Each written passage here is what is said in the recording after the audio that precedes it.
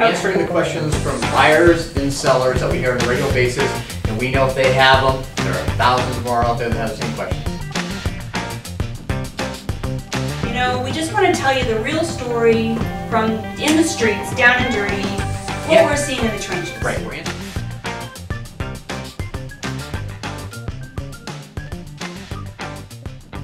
You got 30 seconds. If you can't say it in 30 seconds, it's not worth saying. So, first question, how can I find REO listings? And I get asked this all the time because people think there's some secret hiding place for all of the foreclosed properties. And the reality is they're all listed on the MLS, just like every other house that's for sale. So talk to your real estate agent or go online and look for the houses you like, and some of those are going to be foreclosed properties. If you think you can go to the bank and find, you know, the inside scoop on those foreclosures, no, sorry. Can't do that. No, it doesn't work for me anyway. If you're in Phoenix, I think the best way to find an REO property is take a tennis ball, throw it up in the air, and let it hit a house. There's a good chance that that's probably a foreclosed property. But a little more serious, there are sites out there that are dedicated to foreclosed properties, and a good example of that is foreclosure.com. Do not go to those sites to look for properties. The reason are they are recruiting tools, they're lead generating tools for the company. An example is on those sites, what they do is they take houses that are potentially coming to foreclosure in the next couple of months and they'll list them. The best way is through your agent. Or the tennis ball. Or the tennis ball. Your question. Oh, my question. Can I offer less than asking price on foreclosure? Absolutely. You can offer $1 on a house. You can offer whatever you want. But you have to understand that on these foreclosure properties right now, the banks understand how to play the game. They need to get rid of them quickly. So what they do is they take what's market value, and typically they market a little below that. So what's happening is they're creating a bidding war. The banks are basically putting lowball prices on these, and the investors and the buyers out there know that they're such good deals, they're putting in offers, and then what happens is bidding wars get created.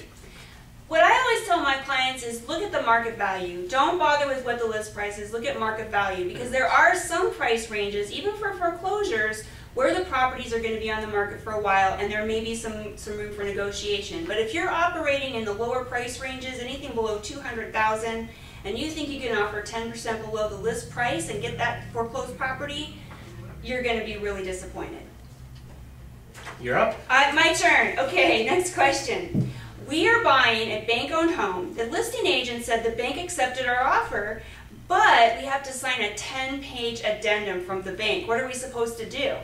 Well, I'm sorry to tell you this, but if you want to buy the house from that bank, you're going to have to sign their 10-page addendum. But don't just pick out a pen and sign it, because there's going to be stuff in there that does not match up with our Arizona contract. And you need to be aware of some of the things the bank might put in those addendums that puts you in a high-risk situation. They may limit your inspection times. They may require some things that you didn't even know you were going to have to do. So be sure to read it and go over it with your real estate agent before you sign it. I would say the good news is you got the 10-page addendum and not the 16-page addendum that some banks put out there. These are tricky addendums. You cannot buy the house without signing it. You cannot edit it. You cannot change it. They're drafted by the lawyers at the banks. It gives the lawyers a chance to earn their keep, I guess. And what they do is they take the contract and they rewrite it, putting the whole thing in the bank's favor. But typically it's good enough where you're protected. But make sure your agent and yourself are reading that contract and your agent is explaining the differences. All right, we got that one done. Yay! All right, and final question. What is the best and final offer? Should I change my offer if the seller asks for a best and final offer? Best and final is also known as highest and best. What that means is you have a foreclosure, again, that's typically under market value, creates a lot of action on it, and the banks issue a highest and best, best and final. That is your chance to rethink your offer. And oftentimes, you're going to have to rethink, you know, what is the most you're willing to spend on this house. Where if you spent just a few dollars more, you wouldn't have wanted it. But if you spent a few dollars less and don't get it, you're going to regret it. You need to figure out what that is and come in at that price. But don't get caught up in an eBay mentality, you know. Look at what the house is worth and don't offer more if you don't want to pay more. If the house is not worth more, don't pay more. One thing that might help you is if you've got a good real estate agent who's a good schmoozer, like me, and they can call the listing agent and they can sort of see if they can find out how many other offers there are, maybe you can get a clue as to what the other offers are, and that might help you decide what you need to do with your best and final. Great advice. And you know, we love to hear your comments. We're going to try to do this every week with different series of questions.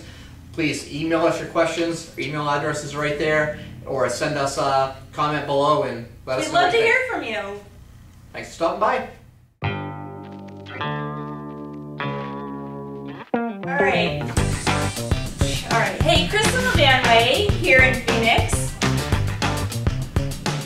We're actually in Chandler, but that's okay. Dean Willett. Oh, you're in Phoenix. Yeah, website. exactly. Start up.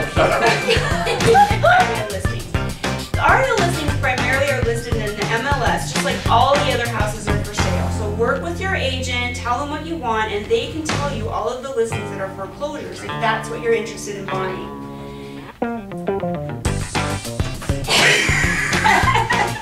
All right. Okay.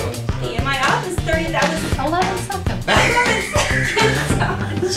Okay. All right. 11 seconds. Wow. Because I'm starting The last 2 weeks it was 11 minutes per question. I know. We're just rambling